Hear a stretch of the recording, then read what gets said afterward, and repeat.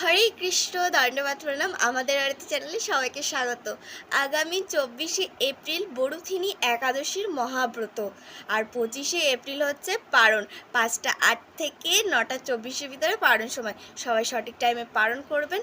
এবং আজকে আমি নিয়ে চলে এসেছি একাদশীর মাহাত্ম্যকথা। তো একাদশীর মাহাত্ম্যকথা কৃপা করে সবাই শ্রবণ করবেন, আর আমার পাঠে যদি কোনো ভুল ভ্রান্তি হয়ে থাকে তো কৃপা করে ক্ষমা করবেন।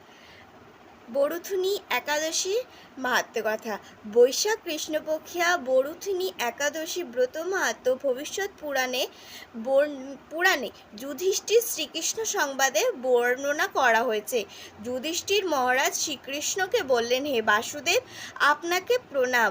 বৈশাখ মাসের কৃষ্ণপক্ষের একাদশী কী নামে প্রসিদ্ধ এবং তার মহিমাই বা কী, তা কৃপা করে আমাকে বলুন। শ্রীকৃষ্ণ বললেন, হে রাজন, ইহলোক ও পরলোক বৈশাখ মাসের কৃষ্ণপক্ষিয়া একাদশী বড়ুথিনী নামে বিখ্যাত। এই ব্রত পালনে সর্বদা সুখ লাভ হয় এবং পাপ ক্ষয় ও সৌভাগ্য প্রাপ্তি ঘটে। দুর্ভাগা স্ত্রীলোক এই ব্রত পালনে সর্বসৌভাগ্য লাভ করে থাকে। ভক্তি ও মুক্তি প্রদানকারী এই ব্রত সর্বপাপ হরণ এবং গর্ভবাস যন্ত্রণা বিনাশ করে। এই ব্রত প্রভাবে মন্ধাতা আর ধুন্ধুমার আদি রাজারা দিব্যধাম লাভ করেছেন। এমনকি মহাদেব শিবও এই ব্রত পালন করেছিলেন। 10,000 বৎসর তপস্যার ফল কেবলমাত্র এক বড়ুথিনী ব্রত পালনে লাভ হয়। যে শ্রদ্ধাবান ব্যক্তি এই ব্রত পালন করেন তিনি ইহলোক ও পরলোকে সমস্ত প্রকার বাঞ্ছিত ফল লাভ করেন। হে নৃপ শ্রেষ্ঠ, অশ্বদান অপেক্ষা গজদান শ্রেষ্ঠ। গজদান থেকে ভূমিদান শ্রেষ্ঠ, তা থেকে তিলদান থেকে স্বর্ণদান, এবং তা অপেক্ষাও অন্নদান শ্রেষ্ঠ। অন্নদানের মতো শ্রেষ্ঠ দান আর নেই। পিতৃলোক, দেবলোক ও মানুষেরা অন্নদানই পরিতৃপ্ত হন। পণ্ডিতেরা কন্যাদানকে অন্নদানের সমান বলে থাকেন। স্বয়ং ভগবান গোদানকে অন্নদানের সমান বলেছেন। আবার এই সমস্ত প্রকার দান থেকেও বিদ্যাদান শ্রেষ্ঠ, কিন্তু এই বড়ুথিনী ব্রত পালনে সেই বিদ্যাদানের সমান ফল লাভ হয়ে থাকে। পাপমতী যেসব মানুষ কন্যার উপার্জিত অর্থে জীবন ধারণ করে, পুণ্যক্ষয়ে তাদের নরক যন্ত্রণা ভোগ করতে হয়। তাই কখনো কন্যার উপার্জিত অর্থ গ্রহণ করা উচিত নয়। যে ব্যক্তি বিভিন্ন স্বর্ণালঙ্কার সহ কন্যা দান করেন তার পুণ্যের হিসাব স্বয়ং চিত্রগুপ্ত করতে অসমর্থ হন, কিন্তু বড়ুথিনী ব্রত পালনকারী কন্যা দান থেকেও বেশি ফল লাভ করে।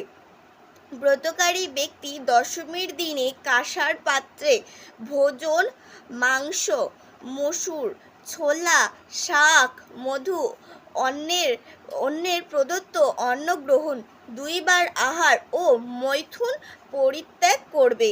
দ্রুত ক্রিয়া, নেশাজাতীয় দ্রব্য, দিবানিদ্রা, পরনিন্দা, পরচর্চা, প্রতারণা, চুরি, হিংসা, মৈথুন, ক্রোধ ও মিথ্যা বাক্য একাদশীর দিনে বর্জনীয়। কাঁসার পাত্রে ভোজন, মাংস, মসুর, মধু, তেল, মিথ্যা ভাষণ, ব্যায়াম, 2 বার আহার ও মৈথুন এসব দ্বাদশীর দিনে পরিত্যাজ্য। হে রাজন, এই বিধি অনুসারে বড়ুথিনী ব্রত পালনে সকল প্রকার পাপের বিনাশ এবং অক্ষয় গতি লাভ হয়।